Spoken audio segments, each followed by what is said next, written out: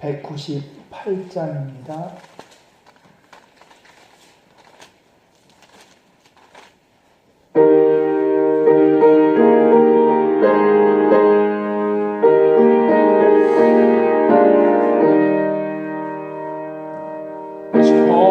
정결하게 한 셈이 나의 앞에 있도다.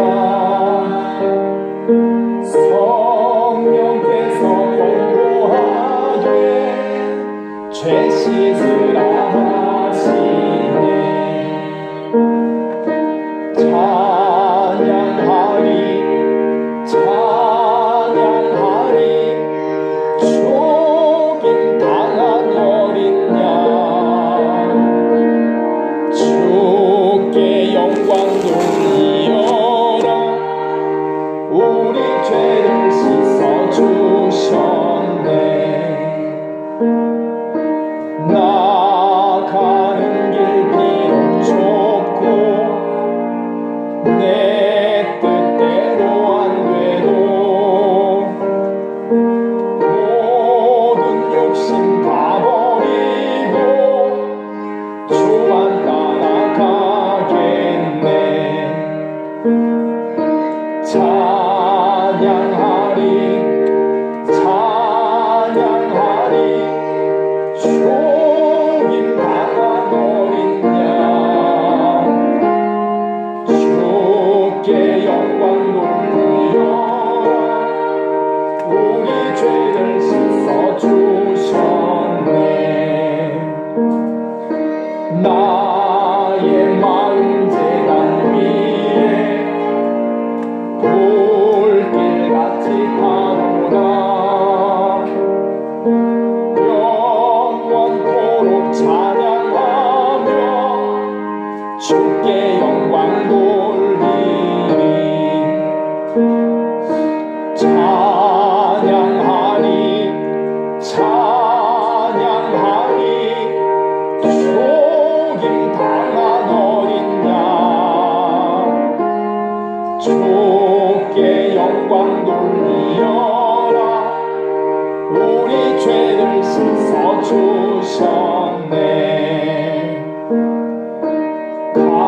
감사하신 주의 은혜 나를 영접하셨네.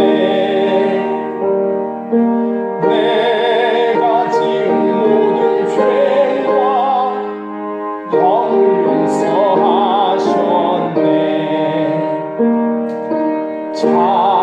찬양하리 찬양하리 죽임 당한 어린 양 주께 영광 돌리어라. 우리 죄를 씻어주셨네. 성부 하나님께 영광 성자 예수께 영광 성령님께 크신 영광 돌려보낼지어다. 찬양하리 찬양하리 죽임 당한 어린 양 주께 영광 영광 돌리어라. 우리 죄를 씻어주셨네.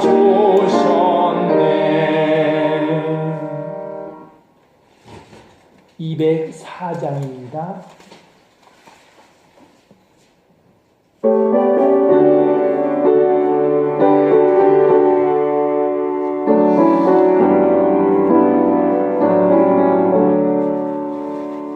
예수로 나의 구주 삼고 성령과 피로써 거듭나니 이 세상에서 내 영혼이 하늘의 영광이로다. 이것이 나의 간증이요, 이것이 나의 찬송일세. 나 사는 동안 끊임없이 구주를 찬송하리로다. 온전히 주께 맡긴 내 영, 사랑의 음성을 듣는 중에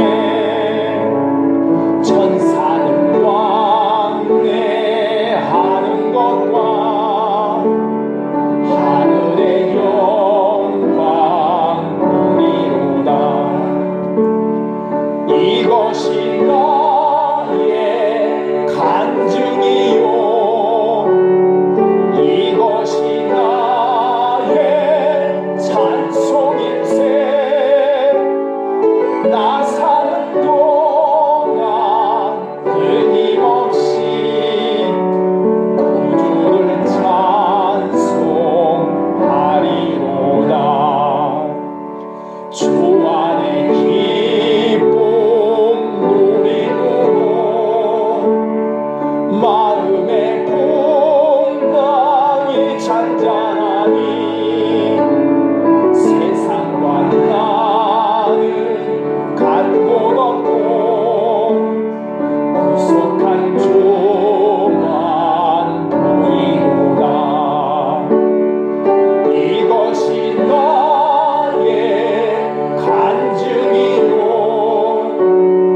이것이 나의 찬송일세. 나 사는 동안 끊임없이 구주를 찬송하리로다.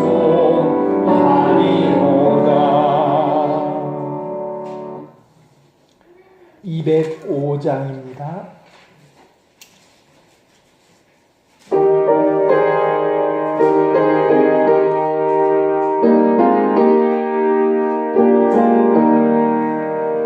예수 앞에 나오면 모든 죄 사하고 주의 봄에 안기며 편히 쉬리라. 우리 조만 믿으며 모두 구원 얻으며 영생 복락 멸류관 확실히 받겠네. 예수 앞에 나와서 은총을 받으며 맘의 기쁨 넘치며 감사하리라. 우리 조만 믿으며 모두 구원 얻으며 영생 복락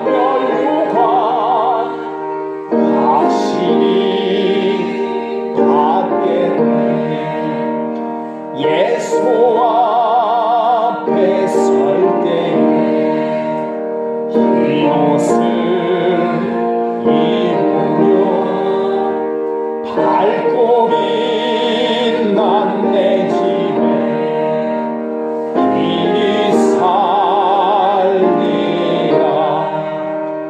우리 주만 믿으며 모두 구원 얻으며 영생 동난 멸류관 확실히 받겠네. 208장입니다.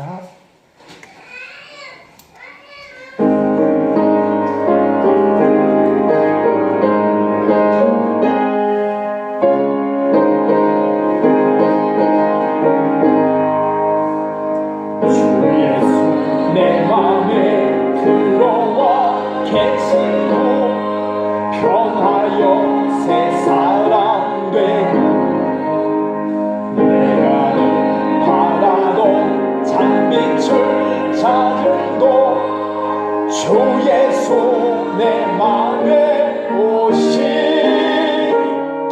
주 예수 내 맘에 오신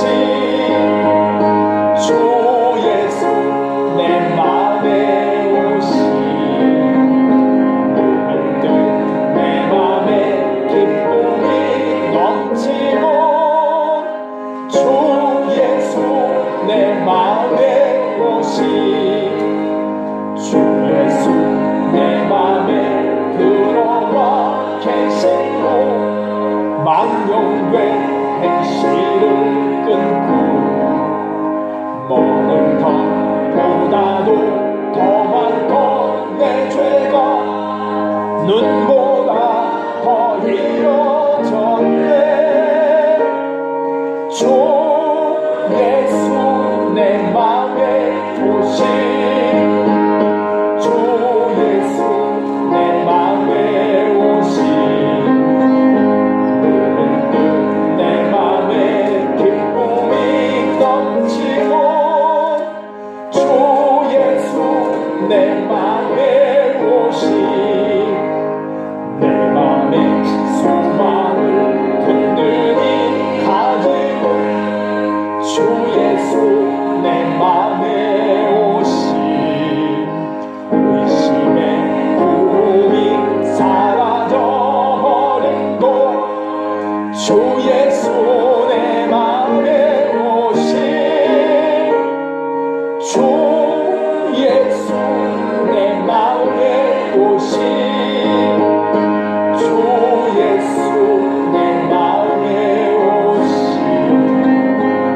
문득 내 맘에 기쁨이 넘치고 주 예수 내 맘에 오신 사랑의 음침한 골짜기 가다가 밝은 빛 우연히 보고 저리 하늘 문 환하게 보인도 주 예수 내 맘에 오신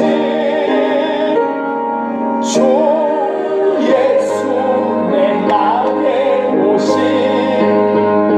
주 예수 내 맘에 오신 문득 내 맘에 기쁨이 넘치고 주 예수 내 맘에 오신 나 이제 천성에 올라가 살리는 주 예수 내 맘에 오신 천성을 향하여 내가 곧 가리니 그 기쁨 이길 게 없네. 주 예수 내 맘에 오신 주 예수 내 맘에 오신 문득 내 맘에 기쁨이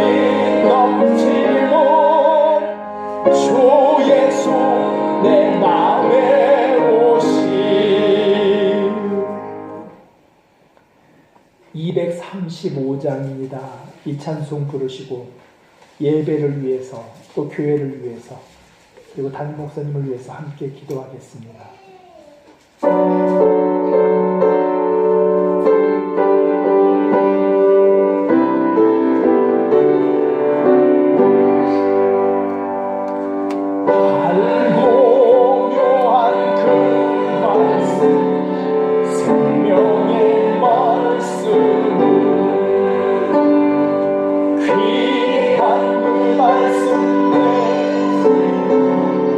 생명의 말씀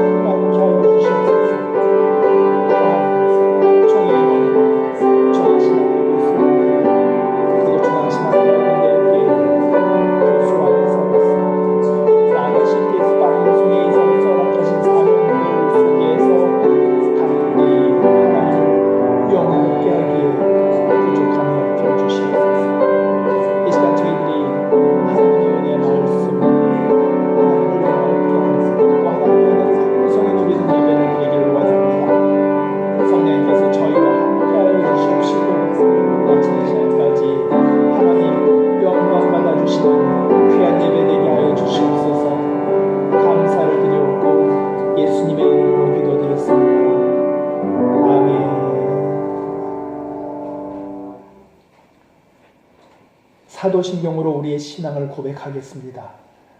전능하사 천지를 만드시 하나님 아버지를 내가 믿사오며 그 외아들 우리 주 예수 그리스도를 믿사오니 이는 성령으로 잉태하사 동정녀 마리아에게 나시고 본디오 빌라도에게 고난을 받으사 십자가에 못 박혀 죽으시고 장사한 지 사흘 만에 죽은 자 가운데서 다시 살아나시며 하늘에 오르사 전능하신 하나님 우편에 앉아 계시다가 저리로서 산 자와 죽은 자를 심판하러 오시리라. 성령을 믿사오며 거룩한 공예와 성도가 서로 교통하는 것과 죄를 사하여 주시는 것과 몸이 다시 사는 것과 영원히 사는 것을 믿사옵나이다. 아멘. 이 시간은 수요 저녁 예배를 위해서 이혜정 권사님 기도하시겠습니다. 생명의 근원 되시는 하나님을 찬양합니다. 강야와 같이 메마른 저희를 구원하여 주시어 하나님의 영광으로 가득한 예배로 인도하심에 감사드립니다. 연약한 저희를 잘 아시는 주께서 약한 손을 강하게 하시는 주님의 사랑으로 주일 예배를 드리고 3일 수요 예배로 진리의 말씀 듣게 하심에 감사드립니다. 이 시간 저희의 죄악된 생각과 행동을 주님의 보혈의 피로 깨끗이 씻어 주시옵소서. 눈이 밝아지고 귀가 열리는 귀한 예배 되게 하여 주시옵소서. 예수님만이 저희의 구원자 되시며 예수님과 동행하는 삶만이 메마른 강야로 할지라도 꽃이 피는 역사가 승리의 기쁨이 보장되어 있음을 믿고 의지합니다. 날마다 자원하여 두 손을 높이 들어 기도하게 하여 주시옵소서. 샘물이 솟음같이 저희 입술의 말씀으로 샘솟아 복음의 증인 되게 하여 주시옵소서. 은혜의 감사함으로 충성된 일꾼 되게 하여 주시옵소서. 믿음의 꽃이 피어 300% 성장 이루게 하여 주시옵소서. 새싹이 돋고 꽃이 피는 3월이지만 이 나라가 미세먼지로 인하여 고충을 겪고 있습니다. 하나님 사랑, 이웃 사랑을 실천해야 할 그리스도인으로서 가정에서 또 속하여진 단체에서 작은 것부터 실천할 수 있는 것이 무엇인지 찾아 주님 주신 이 땅을 깨끗하게 지키게 하여 주시옵소서. 담임 목사님을 위해 이 시간 기도합니다. 맡겨진 사명을 감당하기에 굳건히 의의 길 가게 하심에 감사드립니다. 주님의 보호하심과 사랑과 권세로 눈동자와 같이 지켜주시옵소서. 그 가시는 여정마다 평안과 안전의 길로 인도하여 주시옵소서.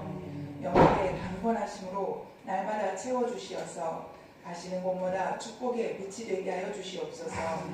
이 시간 말씀 전하시는 마 목사님에게도 성령의 위로와 능력으로 부어주시고 선포하는 말씀이 꽃이 피고 열매되게 하여 주시옵소서. 주님 받으시기에 향기로운 예배 되길 원하오며 예수님의 이름 받들어 감사하며 기도드렸습니다. 아멘.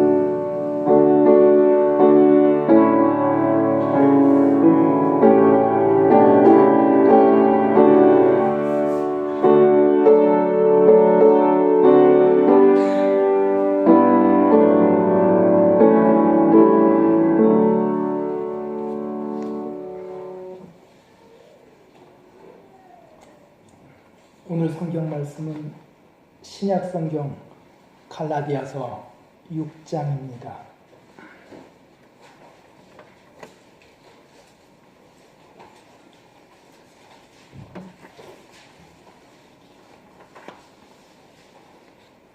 신약 성경 갈라디아서 6장 7절부터 10절까지 말씀입니다.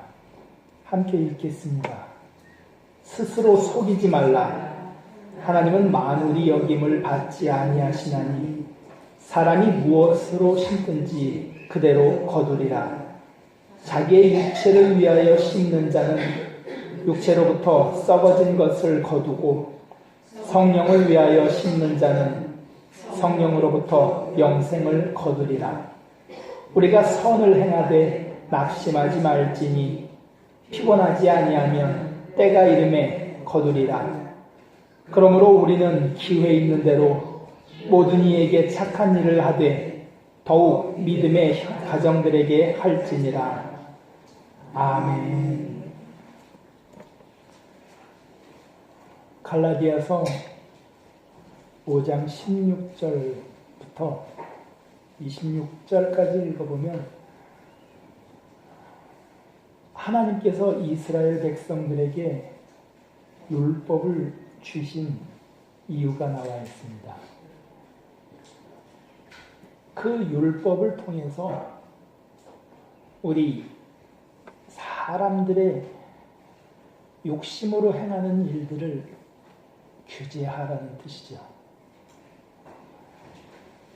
근데 예수님께서 오셔가지고 우리의 욕심, 우리의 정욕을 다 십자가에 달아 죽으셨다고 합니다.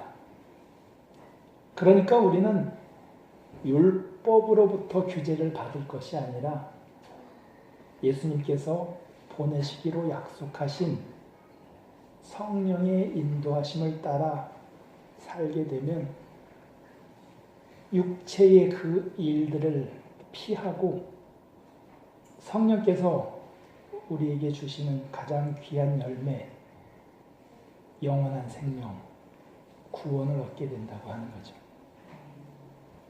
우리의 최종적인 목표가 영원한 생명이지만 이 땅에서 복을 누리면서 살아야 하는 것, 그건 과정입니다. 그것도 포기할 수 없는 것이고 저것도 포기할 수 없는 것입니다. 근데 우리가 이 땅에서 성령의 인도하심을 따라 살게 되면 육체에 썩어진 혹은 썩어질 그런 결실을 피하게 되어 있다고 하는 거죠. 굳이 율법으로부터 그렇게 살면 안 된다라고 통제받지 않아도 성령의 충만하심을 따라 성령의 인도하심을 따라 살게 되는 사람은 그런 일이 하기 싫어진다고 하는 거죠. 그게 맞기 때문에 성령의 인도하심을 따라 사십시오 라고 사도 바울이 권면을 하고 있습니다. 그리고 오늘 성경 말씀에서 심는 대로 거두는 것이 하나님의 뜻이라고요. 우리 속담하고 똑같습니다. 팥 심은 데 팥 나고 콩 심은 데 콩 난다고요. 절대 다른 게 나올 수 없다고요. 우리는 사람을 보이는 그대로 많이 판단을 합니다. 제가 아는 사람이 한 명이 있는데 주변에서 뭐라고 평가를 받느냐 하면 뻥이 세다고요. 그리고 교만해 보인다고요. 하는 말마다 다 거짓말 같다는 거예요. 제가 볼 땐 그냥 그저 그런데요. 키도 조그맣고 땅땅하고 안경도 쓰고 장가도 못 가고 그냥 그렇게 사는 사람인데 다른 사람들이 그렇게 자꾸 말을 하는 거예요. 제가 1년 이상 그 사람을 지켜보니까 뭔가 똑똑한 사람 같더라고요. 자꾸 제가 그 사람한테 얘기를 했습니다. 당신이나 나나 똑똑하고 엘리트인 것 같습니다. 그랬더니 나중에 고백을 하더라고요. 자기는 서울대학교 전자공학과 출신이라고. 그러니까 사람들이 교만하게 보는 거죠. 자기 입으로도 그러더라고요. 우리 학교 출신들이 좀 그렇게 남들한테 비춰지는 게 많다고. 사실 자부심으로 사는 사람들이라고 그럽니다. 나는 대한민국 최고의 학교를 나왔다. 그러니까 남들 눈에 그렇게 보이는 거고. 하는 말마다 다 뻥처럼 보이는 이유는 자기가 하는 일마다 다 잘 되니까. 그렇게 잘 되면 왜 우리 눈에 그렇게 안 보이느냐 그거죠. 근데 말은 그렇게 합니다. 자기가 하는 일마다 다 잘 된다고. 물론 사람이라는 게 살다 보면 이럴 때도 있고 저럴 때도 있습니다. 그래서 좀 안 좋은 순간이라는 것이 있죠. 그 안 좋은 순간에 만난 사람들이 봤을 때는 겉으로 보이는 것 때문에 거짓말하는 것 같고 또 잘난 척하는 것처럼 보일 수가 있다고 하는 거죠. 모든 사람들이 그렇습니다. 거기 보이는 그대로 평가를 한다고요. 괜찮아 보여요. 괜찮아 보여요. 근데 나중에 알고 보니까 학벌이 좋다, 뭐 가문이 좋다. 아, 그래서 괜찮아 보였구나. 사람들이 그렇게 평가를 해요. 때로는 별로 안 좋아 보일지라도 가문이 좋다, 학벌이 좋다 그러면 다시 새롭게 봅니다. 아, 저런 사람이었었나? 우리가 만들어낸 그런 결과를 보고 사람들이 좋게 평가하는 혹은 나쁘게 평가하는 것은 심은 대로 거둔다라는 말 때문입니다. 속담에도 그렇고 오늘 성경 말씀도 그렇습니다. 그건 동양인이나 서양인이나 옛날 사람이나 지금 사람이나 다 똑같다는 말입니다. 사도 바울이 뭐라고 말씀을 하느냐 하면 스스로 속이지 말라. 우리가 인생을 살아보면 심는 대로 거둔다라는 것은 자명한 이치라는 겁니다. 매일매일 놀기만 하는 사람이 잘 될 리가 없고 열심히 인생을 사는 사람이 언젠가는 잘 되게 돼 있고 광에서 인심난다고 그러죠. 부자는 반드시 주변 사람들에게 베풀게 되어 있습니다. 저는 아무리 베풀고 싶어도 가난해서 베풀지 못합니다. 그게 맞거든요. 우리 속담이라는 것은 우리가 살아온 것하고 똑같습니다. 우리가 이렇게 살았으니까 이런 결과를 냈구나. 예수님께서 나쁜 선지자와 좋은 선지자를 어떻게 구분합니까? 그 사람 하는 말이 얼마나 현실이 되는지. 그러니까 결과를 놓고 판단을 해라. 열매를 놓고 그 사람을 판단해라. 그렇게 말씀하시거든요. 모든 분야가 다 그렇습니다. 종교 지도자에게서도 그렇고 공부하는 데에서도 그렇고 가정에서도 그렇고요. 가정을 어떻게 꾸려나가느냐 하는 건 결국 겉으로 드러나는 모습으로 사람들이 판단을 한다고 하는 거죠. 직장 생활을 얼마나 잘 했느냐 겉으로 드러나는 모습 가지고 판단을 합니다. 장로님은 옛날에 표창장을 받아오셔가지고 이렇게 보관을 하고 계세요. 저는 한 번도 표창장 받아본 적이 없는데 교회에서도 표창장 한 번 받아본 적이 없는데 장로님 받으셨어요. 왜 받았겠어요? 새벽같이 나가서 밤늦게까지 일하니까 회사 입장에서 고맙지 않겠습니까? 사람이 한 만큼 열매를 거두게 되는 건 사실입니다. 공부를 열심히 했는데 성적이 안 나와요. 그럼 뭐라 그러겠어요? 딴청했다. 머리가 나빠서 안 돼요? 그런 거 없습니다. 머리가 나빠도 다 잘 하더이다. 어리버리하게 보이는데 성적이 굉장히 잘 나오는 거예요. 그래서 잘 지켜보니까 틈나는 대로 공부하더라고요. 저는 틈나는 대로 노는데 그 친구는 틈나는 대로 공부를 하더라고요. 공부하는 사람은 저렇구나. 또 어떤 사람은 매일 놀아요. 매일 노는데 항상 1등을 하는 거예요. 왜 그런가 했더니 어렸을 때 공부를 열심히 해가지고 지금 대충 해도 성적이 유지가 된다는 거예요. 이 사람은 서울대학교 다닐 만한 실력을 갖고 있는데 여기 온 거예요. 총신대학교 시절 이야기입니다. 총신대학교 교수님들이 그러거든요. 학생들 중에는 서울대 갈 사람들이 있는데 서울대 안 가고 여기 온 사람들이 있다라고요. 그러니까 어렸을 때 공부를 열심히 했으니까 지금 대충 해도 수석을 한다고 하십니다. 반드시 과정이라는 게 있기 때문에 결과가 있다고 하는 거예요. 옛날에 철학자들이 그렇게 얘기했습니다. 나쁜 사람, 그러니까 악한 사람이죠.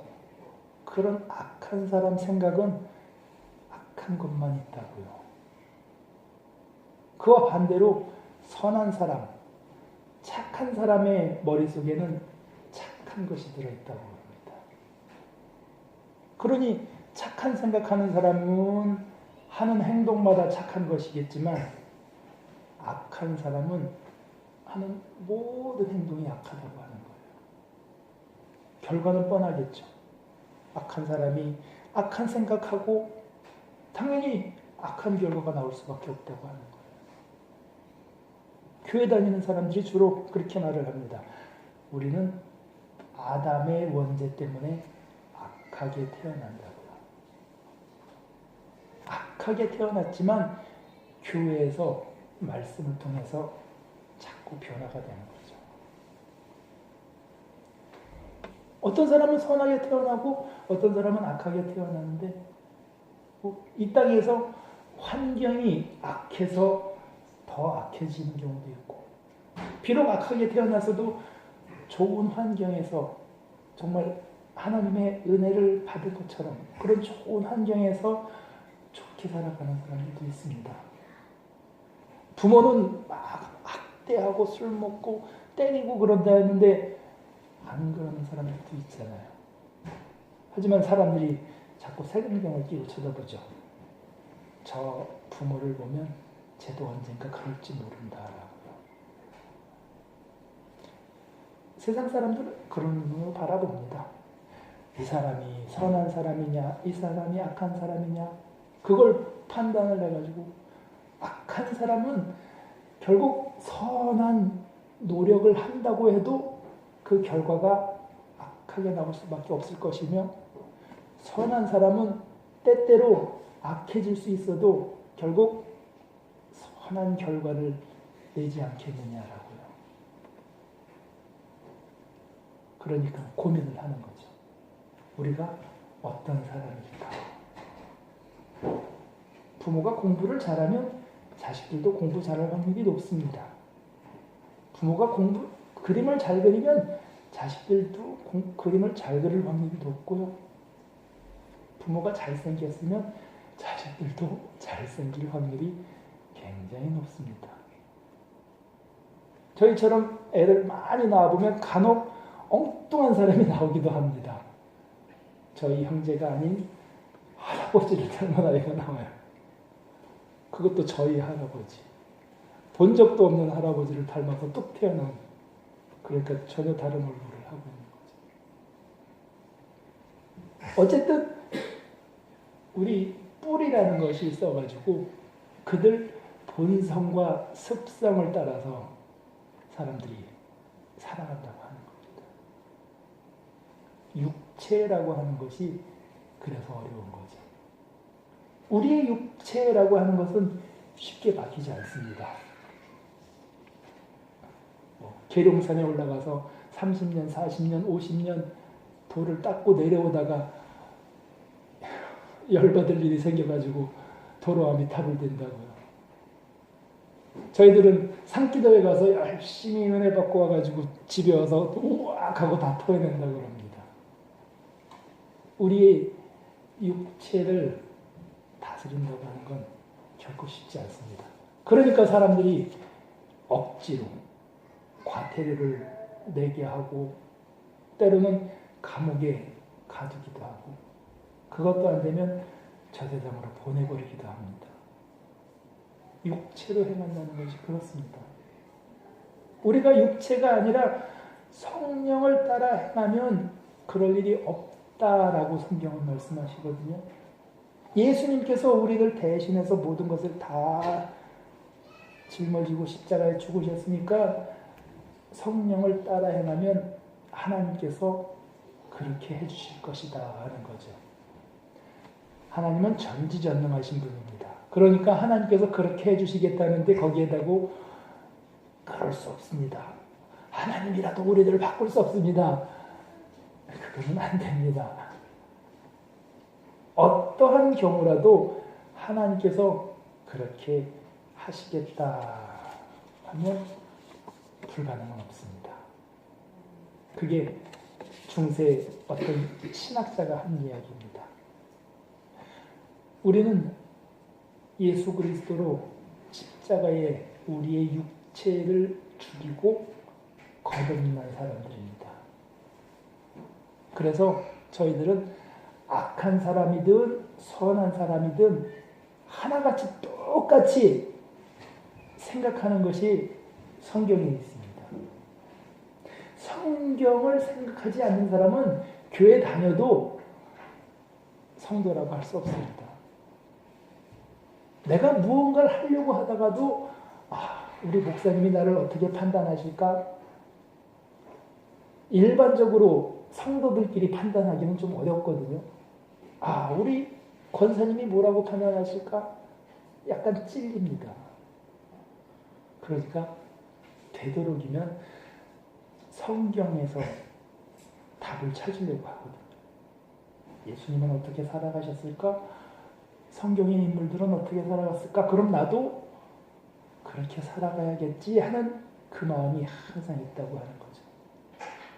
그래서 교회 다니는 사람들은 악한 사람이든 선한 사람이든 기본 생각이 성경에 있다고 하는 겁니다.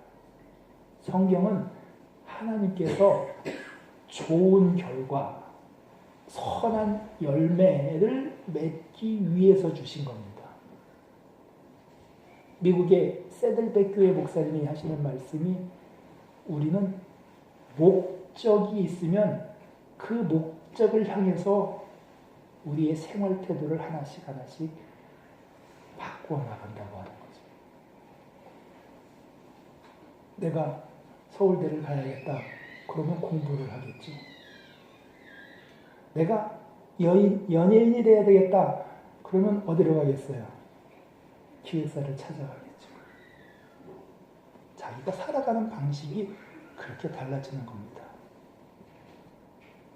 이런 얘기해도 되는지 모르지만 장로님은 돈을 많이 벌기 위해서 어렸을 때부터 물건을 팔러 다니셨답니다. 사람은 자기가 원하는 목적이 있으면 그 목적을 따라서 인생의 발걸음을 놓게 되어 있다고 하는 거죠. 교회 다니는 사람은 목적이 명확합니다. 이 땅에서 복을 받아야 되겠다. 저 세상에서는 영원한 생명을 누려야 되겠다. 목적이 그런 것은 성경 말씀이 그렇기 때문입니다. 육체대로 살아가게 되면 썩어질 것을 결실로 내놓지만 성령의 인도하심을 따라 살면 영생을 거두리라 그러는데 그럴 리가 있겠습니까? 저희는 믿을 수 없습니다. 그런 사람이 어디 있겠습니까? 이스라엘 사람들조차도 맨날 구약 성경에서는 이스라엘 사람들이 패역하다 그렇게 말하지만 그들은 항상 하나님의 말씀을 들으려고 했습니다. 자기 임의대로 살지언정 하나님의 말씀을 듣고자 했다고 하는 거예요. 저희들도 마찬가지입니다. 저 사람의 신앙생활이 좀 삐딱해 보여도 그 사람도 성경 말씀대로 예수님께서 우리의 죄를 위하여 죽으셨다는 것을 인정하기 때문에 성경 말씀대로 살려고 한다고 하는 거예요. 100개 중에서 하나 정도 실천하느냐, 100개 중에서 80개, 90개를 실천하느냐 하는 그 차이는 있을지언정 본 마음이 그렇다고 하는 거죠. 거듭나면 그 마음이 점점 강해지는 것이고 실제로 행동으로 옮기는 것도 참 많아집니다. 예전에 비하면 얼마나 많이 달라졌는데요. 사람들이 다 그렇게 알고 있을 겁니다. 교회 다니는 사람은 이 땅에서 살아가면서 항상 그 생각을 합니다. 선한 열매를 맺어야 되겠구나. 영원한 생명을 누려야 되겠구나. 근데 어떻게 살아오겠습니까? 어떻게 살아야 우리가 선한 열매를 맺겠습니까? 부자 청년이 찾아와서 그랬다잖아요. 모든 사람들이 다 똑같이 생각하는 겁니다. 어떻게 살아야 우리가 선한 열매를 맺겠습니까? 선한 열매의 목적이 구체적이 되면 거기에 따른 방법이 나옵니다. 한 10년 전 그쯤인가요? 어떤 교회에서 폭발적으로 전도하는 방법을 가르쳐준다 해서 저희가 양수리에 갔은 적이 있는데 뭐 별 얘기는 없습니다. 성령께서 우리를 인도하시면 된다 그랬습니다. 정말 그렇다. 성령께서 우리를 인도하시면 된다고 그러니까 그럼 성령의 인도하심을 따라서 전도를 하면 되겠네요. 목적이라는 게 명확합니다. 예배가 하나님 기뻐하시는 예배가 되려면 믿음으로, 아벨은 믿음으로 더 나은 것을 하나님께 드렸다고 했거든요. 누구보다 더 나은 것이냐?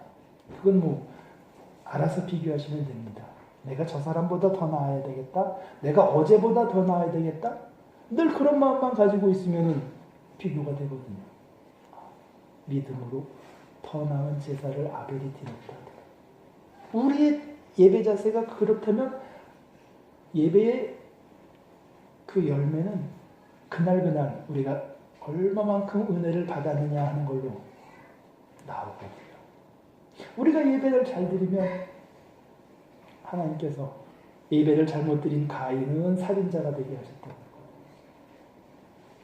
아벨이 죽은 건 어쩌겠습니까? 하나님 편에 갔으니까 행복한 거 아닌가요? 그렇게 말씀을 합니다. 우리는 예배를 드리든 찬송을 부르든 기도를 하든 기도의 응답이라는 것이 있죠. 응답받는 기도를 위해서 우리가 고민을 하게 되면 남들은 어떻게 기도를 해서 응답을 받았는가 또 그게 금방 답이 나오거든요. 결국 중간에 어떤 과정을 거치느냐, 우리의 마음가짐이 일단 기본적으로 성경 말씀에 있고 결과도 성경에 있으니까 과정을 보는 겁니다. 아무것도 들은 바가 없고 나는 그냥 내가 어찌어찌 하다 보니 좋은 열매를 여기까지 맺히고 왔습니다 하는 사람들의 얘기를 들어보면 결국은 다 똑같습니다. 배우지 않아도 하는 것이 있는가 하면 어떤 사람은 배워서 하는 사람들도 있습니다. 결국 우리가 하나님 기뻐하시는 귀한 열매를 맺는다고 하는 것은 배워도 됩니다. 배우고 그 배운 대로 행하면 같은 열매가 맺을 수밖에 없다고 하는 거죠. 선한 방법을 쓰면 선한 열매가, 나쁜 방법을 쓰면 나쁜 결과가 맺힐 수밖에 없잖아요.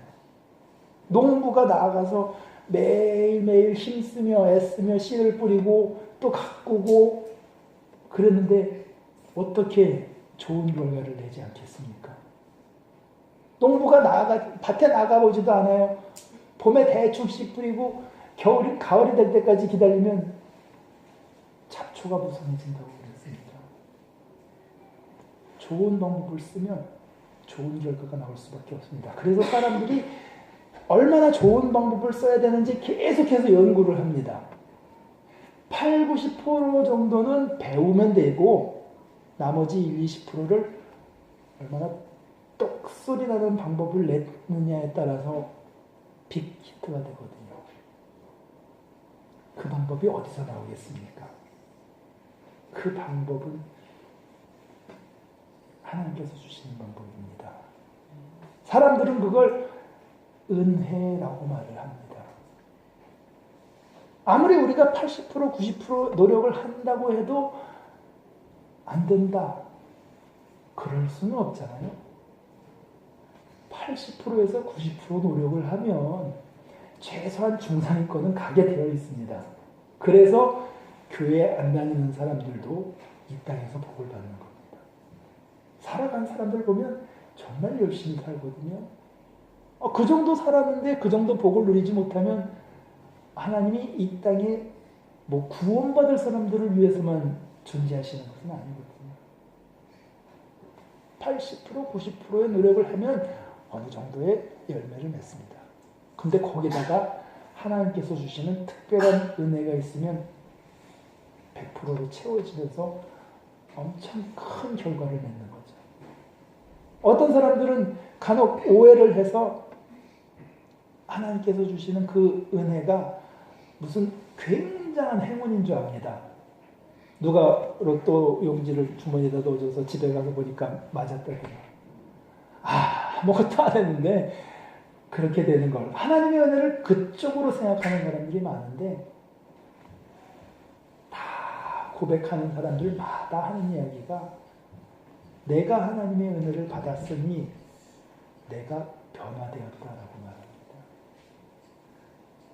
내가 하나님의 은혜를 받고 내가 많이 달라졌다고요.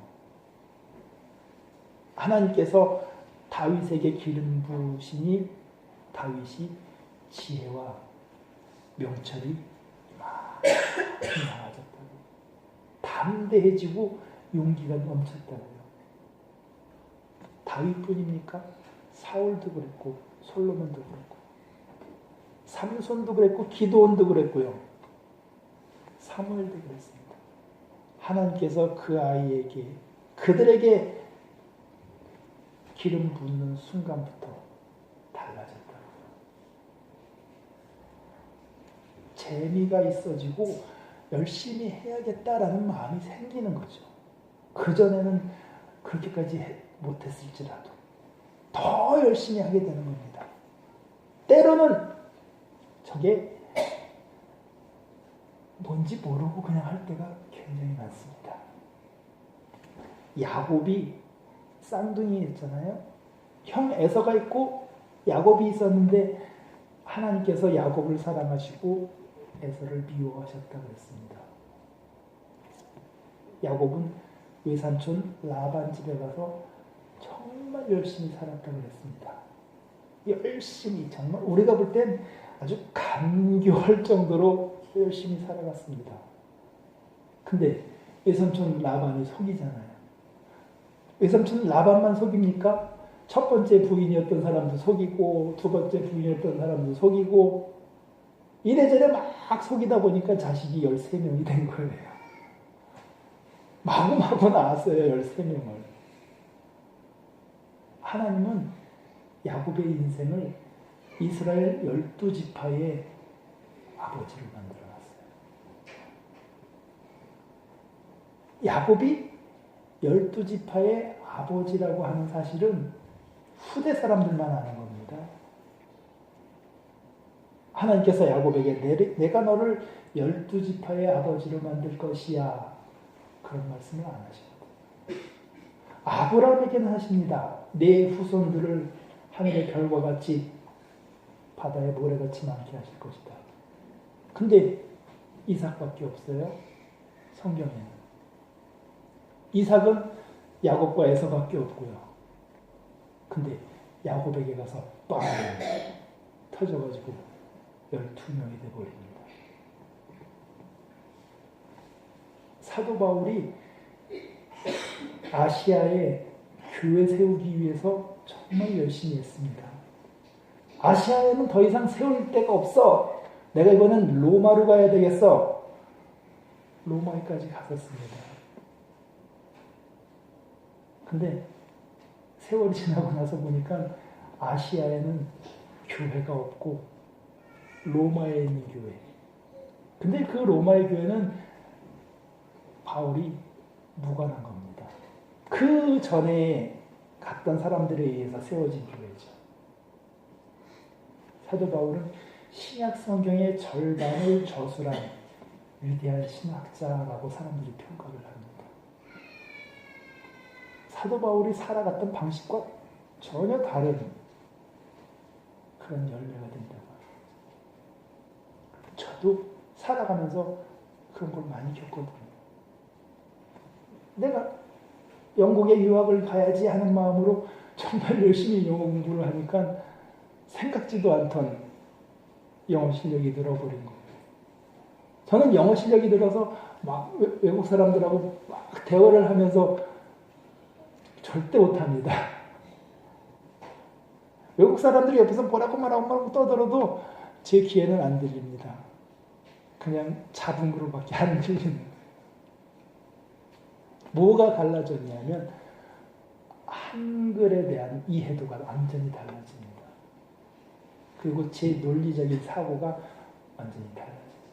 미국 사람들은 이렇게 말을 하는데 한국 사람들은 이렇게 말을 해야 되고 유럽 사람들은 이렇게 말을 해야 하고 그래서 그 사람들이 말을 그렇게 하는가 보다. 그런 이해도가 달라진다고 하는 거죠. 제가 어렸을 때부터 음악을 했던 거는 내가 록 밴드를 해서 떼부자가 돼야 되겠다. 그런 생각으로 시작한 거거든요. 근데 아무것도 없습니다.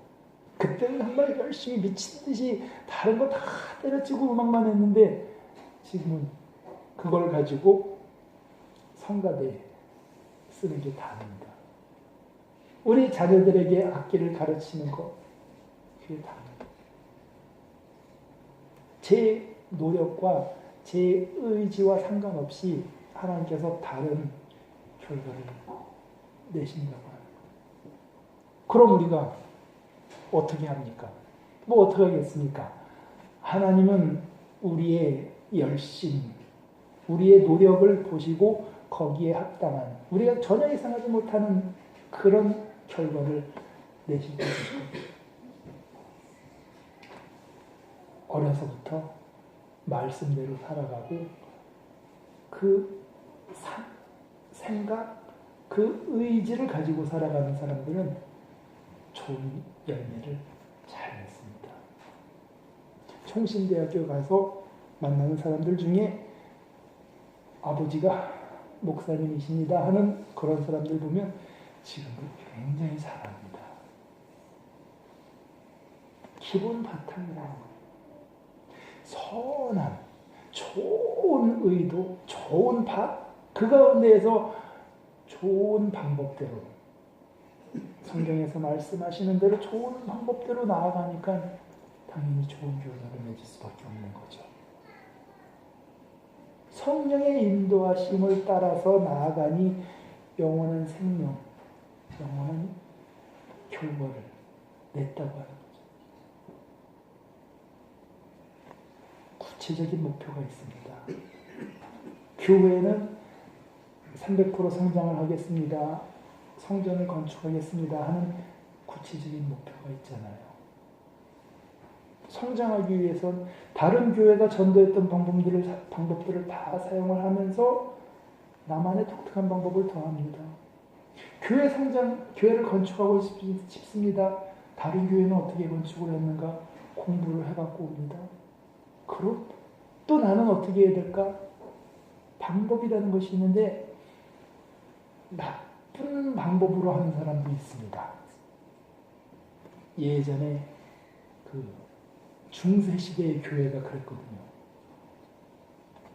스페인에 있는 교회는 600년, 700년 동안 세워지고 있다 그러잖아요.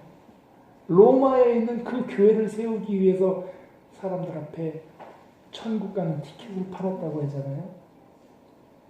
나쁜 방법으로 시작했으나 지금은 사람들이 다 부러워합니다. 그 사람들은 나쁜 방법을 썼지만 어쨌든 결과는 괜찮아요. 저희들한테 맞는 방식이라는 것이 분명히 있어요. 어찌 보면 나쁜 방법을 사용하면 그 지탄은 그 나쁜 방법을 사용한 사람이 받게 되어 있습니다. 그 나쁜 방법을 쓴 사람들이 하나님으로부터 책망을 안 받겠습니까? 이스라엘을 심판했던 아람, 바벨론 반드시 하나님께서 책망하시잖아요. 왜 나쁜 도구로 사용이 되느냐? 우리가 선한 방식을 사용하든 악한 방식을 사용하든 좋은 결과는 하나님께서 내시는 것이니까 어떻게든 내겠지만 우리가 책임을 져야 된다는 겁니다. 그래서 기왕이면 하나님이 기뻐하시는 방법을 찾아보자. 다른 사람들 했던 방식 중에 정말 하나님이 기뻐하셨던 방식이 무엇인가? 라는 것을 찾는다고 하는 거죠. 거기에 한계가 있기 때문에 그 한계를 벗어나기 위해서 우리가 성령의 인도하심을 받는다라고 하는 거예요. 성령의 인도하심을 받아서 전도했더니 폭발적으로 성장했습니다. 성령의 인도하심을 어떻게 받았습니까? 그랬더니 기도했대요. 뭐 할 말이 없습니다. 그게 다예요. 기도하고 나서 성전을 건축했답니다. 기도하고 나서 전도 되었답니다. 기도하고 나서 사업이 잘 됐답니다. 답이 정해져 있습니다. 교회 답은 정해져 있어요. 80%, 90%의 답이 정해져 있습니다. 나머지 10%는 여러분들이 찾으시기 바랍니다. 성령의 인도하심.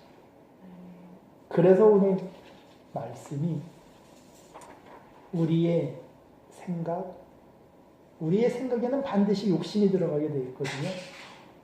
내가 현실은 이럴지라도 나는 무가 되고 싶습니다. 나는 현실을 그렇게 막 열심히 살지 않아도 편안하게 살고 싶습니다. 누구나 다 그런 생각을 갖고 있습니다. 육체의 생각대로 사는 것은 반드시 썩어질 결과를 낼 수밖에 없고, 성령의 인도하심을 따라 사는 사람은 그 육체의 정욕을 십자가에 다 달아서 없애버리니까 당연히 하나님께서 기뻐하시는 열매, 하나님께서 기뻐하시는 구원, 하나님께서 기뻐하시는 예배, 기도, 찬송, 섬김, 그런 결과를 낼 수밖에 없다는 거죠. 우리가 하나님께서 기뻐하시는 방법대로 살아가면 대부분이 이 결과를 놓고 보거든요. 근데 갈라디아서 5장에 보면 과정에 대한, 그러니까 단기적인 결과라는 것이 있습니다. 그게 성령의 열매죠. 희락, 화평, 사랑, 그런 9가지 성령의 열매가 있잖아요. 이건 굉장히 단기적인 겁니다. 우리가 교회 건축을 완전히 할 때까지는 시간이 굉장히 오래 걸릴지 모릅니다. 300% 성장하는 것도 굉장히 오래 걸릴지 몰라요. 그런데 내가 살아가는 방식을 통해서 보니까 나에게 사랑이 넘치고 있네, 나에게 기쁨이 넘치고 있네, 나에게 인내하는 힘이 생겼네, 그런 것들이 성령께서 나를 인도하시는 삶의 표시라고 하는 거죠.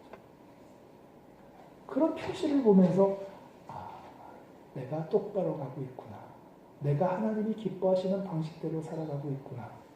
그러면 비록 시간이 걸릴지라도, 오늘 성경 말씀이 그겁니다.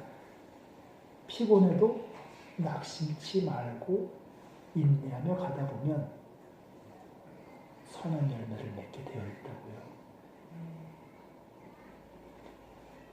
한참 부흥하는 교회들이 지금은 40년, 50년 요런 상태로 40년, 50년을 견딘 교회들입니다. 해방되기 전에 일본 사람들로부터 엄청 핍박을 받은 사람들이죠. 그런 사람들이 눈물로 씨를 뿌렸다라고 평가를 받는 거죠. 저희들이 되든 안 되든 열심히 씨를 뿌리고 있으면 하나님께서 때가 되면 그런 귀한 열매를 맺게 하실 것이라고 하는 거죠. 성격이 급하신 분은 하세요. 나는 그거 못 기다립니다. 그러면 해보세요. 그렇게 하는 사람 80%, 90%는 반드시 열매를 보게 돼 있잖아요. 내가 나쁜 방식을 쓰지 마세요. 나도 피곤하고 내 자식도 피곤합니다. 정통정법대로 가시기 바랍니다. 그래서 우리 마음이 선하고 우리의 과정이 선하고 그럼 하나님께서 기뻐하시는 열매를 맺게 되었다는 것을, 그게 하나님의 은혜인 것을 여러분들이 기억하시기 바랍니다. 기도하겠습니다. 하나님의 은혜를 감사를 드립니다. 야곱이 하나님의 택함을 받았기에 그가 인생이 참 힘들었다고 했습니다. 말년에 타향살이까지 가야 했다고 했습니다. 하나님께서 인도하시는 삶이었기에 그가 순종하며 갔다고 했습니다. 어떤 경우에도 하나님의 인도하심에 순종하여 이스라엘 12지파의 조상이 되었고 이제 그를 통해서 하나님의 은혜와 평강이 많은 사람들에게 전달되었습니다. 그것이 야곱의 이 땅에서의 소명이고 사명이었던 것을 저희들이 기억합니다. 하나님 저희를 부르셨사오니 저희들의 삶을 통해서 하나님 반드시 큰 일을 행하실 줄 믿습니다. 큰 영광을 나타내게 하시고 큰 복을 누리게 하시고 또 우리와 우리 주변에 있는 모든 사람들에게 영원한 생명, 이 땅에서 하나님의 큰 복을 나누어주는 그런 귀한 역할을 감당하는 성도 되게 하여 주시옵소서. 그래서 하나님께서 저희들에게 허락하신 귀한 사명, 성전을 건축하고 또 300% 성장을 이루는 그 일에도 저희들이 귀한 열매를 맺는 은혜교회 성도 되게 하여 주시옵소서. 예수님